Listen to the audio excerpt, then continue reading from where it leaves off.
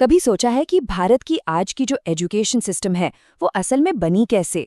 ये सिर्फ school college की इमारतों और किताबों की कहानी नहीं है। नहीं, ये कहानी है कि कैसे अंग्रेजों ने बहुत ही सिस्टमैटिक तरीके से शिक्षा को, एजुकेशन को हुकूमत करने का एक जबरदस्त टूल बनाया। चलिए इस पूरे ब्लूप्रिंट को समझते हैं। और इस एक लाइन में आप कह सकते हैं पूरी कहानी छिपी है। अंग्रेज ये बात बहुत अच्छी तरह समझ गए थे कि असली ताकत, असली कंट्रोल तलवार से नहीं बल्कि लोगों के दिमाग पर कब्जा करने से आता है। और इसके लिए उनका सबसे बड़ा हथियार क्या था? एजुकेशन। तो सवाल ये उठता है कि शिक्षा एक हथियार कैसे बन सकती है? देखिए, अंग्रेजों के लिए ये सिर्फ पढ़ाना लिखाना नहीं था, ये भारतीयों की सोच बदलने का एक जरिया था।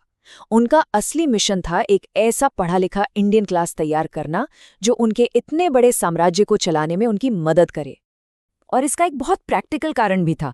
सोचिए, इतने बड़े देश को चलाने के लिए उन्हें क्लर्क चाहिए थे, छोटे मोटे अधिकारी चाहिए थे, ऐसे लोग जो अंग्रेजी जानते हों। तो उन्होंने एक ऐसा एजुकेशन सिस्टम बनाया जो उनके लिए ऐसे लोग तैयार कर सकें जो ब्रिटिश हुकूमत और करोड़ों भारतीयों के बीच एक पुल, एक एजेंट की तरह काम करें। पर जैसे ही अंग्रेजों ने शिक्षा में पैसा लगाने का फैसला किया, उनके सामने एक बहुत बड़ा सवाल आ खड़ा हुआ।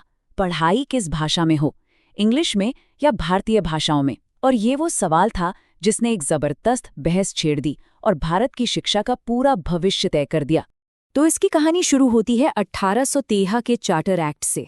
पहली बार ईस्ट इंडिया कंपनी ने ऑफिशियली भारतीय शिक्षा की जिम्मेदारी ली और 1 लाख रुपए का फंड भी अलग रखा। लेकिन यहाँ एक पेंच था। एक्ट में ये साफ साफ नहीं लिखा था कि ये पैसा वेस्टर्न साइंस पर खर्च होगा या पारंपरिक भारतीय ज्ञान पर। और बस यहीं से असली ड्रामा शुरू हो गया। तो अब मैदान में दो टीमें थीं। एक तरफ थे ओरिएंटलिस्ट्स या प्राच्यवादी। ये वो लोग थे जो कहते थे कि हमें संस्कृत, अरबी और फारसी जैसी पारंपरिक भारतीय भाषाओं को ही बढ़ावा देना चाहिए। और दूसरी तरफ थे एंग्लिसिस्ट्स यानी आंग्लवादी। इनका मानना था कि असली तरक्की तो सिर्फ अंग्रेजी और वेस्टर्न साइंस से ही आ सकती है। इस जबरदस्त बहस का नतीजा कई सालों तक नहीं निकला। फिर एंट्री होती है एक शख्स की, थॉमस बैबिंगटन मकाले। और उनके विचारों ने, कह सकते हैं, एक ही झटके में इस पूरी बहस को आंग्लवादियों के पक्ष में झुका दिया और भारत की शिक्षा का रास्ता हमेशा हमेशा के लिए बदल दिया। साल था 1835। मैकॉले ने अपना मशहूर मिनट ऑन इंडियन एजुकेशन पेश किया और उनकी सोच का अंदाजा बस इस एक लाइन से लगाया जा सकता है। उनके लिए यूरोप का ज्ञान ही सब कुछ था और भारतीय ज्ञान की कोई कीमत नहीं थी। और इसी के साथ ये तय हो गया कि भारत में शिक्षा का माध्यम अंग्रेजी ही होगी। और यहीं से जन्म हुआ मैकालेवाद का। देखिए, इसका मकसद सिर्फ अंग्रेजी भाषा सिखाना नहीं था। असली खेल था एक ऐसा इंडियन क्लास तैयार करना जो खून और रंग से तो भारतीय हो, लेकिन उसकी सोच, उसकी पसंद, उसकी नैतिकता सब कुछ अंग्रेजों जैसा हो। एक ऐसी क्लास जो हमेशा ब्रिटिश राज की वफादार रहे। तो थियोरी तो तैयार हो गई थी, ब्लूप्रिंट बन चुका था। अब सवाल ये था कि इस बड़ी सोच को जमीन पर कैसे उतारा जाए, एक पूरे देश के लिए सिस्टम कैसे बनाया जाए। इसके लिए कुछ बहुत ही जरूरी दस्तावेज तैयार किए गए जिन्होंने इस सिस्टम की नींव रखी।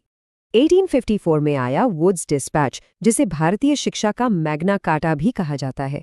ये पहली बार था जब पूरे भारत के लिए एक कॉम्प्रहेंसिव एजुकेशन प्लान बनाया गया। इसने हर प्रांत में एजुकेशन डिपार्टमेंट्स बनाए, बॉम्बे, कलकत्ता और मद्रास जैसे बड़े शहरों में यूनिवर्सिटीज की नींव रखी और हाँ, प्राइवेट स्कूलों को मदद देने का सिस्टम भी शुरू किया। अब देखिए, वुड्स डिस्पैच को लागू हुए लगभग 30 साल हो चुके थे। तो अब ये देखने का वक्त आ गया था कि ये योजना कितनी कामयाब रही है, क्या कमियां हैं। इसीलिए 1882 में हंटर कमीशन बनाया गया ताकि इस नए सिस्टम की पहली बड़ी जांच पड़ताल की जा सके। हंटर कमीशन ने कुछ बहुत ही दिलचस्प सुझाव दिए। उन्होंने कहा कि प्राइमरी एजुकेशन की जिम्मेदारी सरकार से लेकर लोकल बॉडीज जैसे नगर निगम और जिला बोर्ड को दे देनी चाहिए। और एक और बड़ी बात, सेकेंडरी एजुकेशन के लिए 2 रास्ते सुझाए। एक लिटरेरी, जो यूनिवर्सिटी की पढ़ाई के लिए था, और दूसरा वोकेशनल, जो छात्रों को प्रैक्टिकल करियर के लिए तैयार करता। तो चलिए एक नज़र डालते हैं कि अब तक का सफ़र कैसा रहा। 1813 के चार्टर एक्ट से शुरुआत हुई, फिर 1835 में मैकाले ने दिशा तय की, 1854 में वुड्स डिस्पैच ने ढांचा खड़ा किया और 1882 में हंटर कमीशन ने उसे परखा। हम देख सकते हैं कि ये सिस्टम कैसे धीरे धीरे एक एक कदम करके बनाया जा रहा था। लेकिन कहानी अभी खत्म नहीं हुई थी। जैसे जैसे ये सिस्टम बड़ा होता गया और फैलता गया, नई नई परेशानियां भी सामने आने लगी। सिस्टम में कई खामियां दिखने लगी थी और इन समस्याओं को सुलझाने के लिए समय समय पर नए कमीशन बनाए गए ताकि बड़े सुधार किए जा सकें। 1917 में सैडलर कमीशन ने एक बहुत ही बुनियादी बात पकड़ी। उन्होंने कहा कि अगर हमें यूनिवर्सिटीज को बेहतर बनाना है तो पहले स्कूल एजुकेशन को सुधारना होगा, और यहीं पर आज के हमारे 10+2+3 सिस्टम की नींव रखी गई, यानी 12 साल की स्कूली पढ़ाई और उसके बाद 3 साल की डिग्री। अब हम पहुंचते हैं ब्रिटिश राज की शिक्षा नीति के आखिरी बड़े पड़ाव पर। ये थी 1944 की सार्जेंट योजना। दूसरा विश्व युद्ध खत्म होने वाला था और ये योजना युद्ध के बाद भारत के लिए एक बहुत ही एम्बिशियस नेशनल स्कीम थी।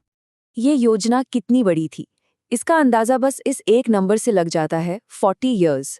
सार्जेंट प्लान का लक्ष्य था कि 40 सालों के अंदर भारतीय शिक्षा को इंग्लैंड के बराबर ले आया जाए। ये दिखाता है कि उनकी सोच कितनी बड़ी थी, लेकिन साथ ही ये भी कि उनका बेंचमार्क, उनका पैमाना हमेशा पश्चिमी ही रहा। सार्जेंट योजना ने पहली बार एक पूरी एजुकेशनल जर्नी की कल्पना की, मतलब 3 से 6 साल के बच्चों के लिए प्री प्राइमरी एजुकेशन, फिर 6 से 11 साल के लिए मुफ्त और अनिवार्य प्राइमरी एजुकेशन, उसके बाद हाई स्कूल और फिर 3 साल की यूनिवर्सिटी डिग्री। एक पूरा का पूरा ढांचा। तो लगभग 150 सालों की इन कोशिशों, इन नीतियों का आखिर में नतीजा क्या निकला? सच तो ये है कि अंग्रेजों की छोड़ी हुई ये विरासत बहुत उलझी हुई है, बहुत कॉम्प्लिकेटेड है। इसके कुछ फायदे भी हुए तो कुछ बहुत बड़े नुकसान भी। इस सिस्टम के सबसे बड़े आलोचकों में से एक थे महात्मा गांधी। उनका साफ मानना था कि अंग्रेजों के आने से भारत की अपनी जो देसी शिक्षा प्रणाली थी वो बर्बाद हो गई, और इसका नतीजा ये हुआ कि साक्षरता, लिटरेसी बढ़ने की बजाय घट गई। ये एक बहुत ही गंभीर आरोप था जो इस सिस्टम के स्याह पक्ष को दिखाता है। तो चलिए इसका एक बैलेंस्ड एनालिसिस करते हैं। एक तरफ हाँ, ये मानना पड़ेगा कि इस सिस्टम से कुछ अच्छी चीजें हुई, जैसे एक सेक्युलर सिस्टम बना, मॉडर्न साइंस आया और यूनिवर्सिटीज का एक ढांचा खड़ा हुआ। लेकिन इसकी एक बहुत बड़ी कीमत चुकानी पड़ी। आम जनता की शिक्षा को पूरी तरह नजरअंदाज कर दिया गया। ये शिक्षा सिर्फ कुछ गिने चुने शहरी लोगों तक ही सिमट कर रह गई और भारत की अपनी ज्ञान परंपरा को दबा दिया गया। और ये सब हमें आज एक बहुत बड़े सवाल पर लाकर छोड़ देता है। एक ऐसा सिस्टम जो बनाया गया था एक साम्राज्य चलाने के लिए, वो आज एक आज़ाद देश की ज़रूरतों को कैसे पूरा कर सकता है? इसकी छाया आज भी हमारी क्लासरूम्स में, हमारी किताबों में और कहीं न कहीं हमारी सोच पर भी मौजूद है। इस पर सोचने की ज़रूरत है।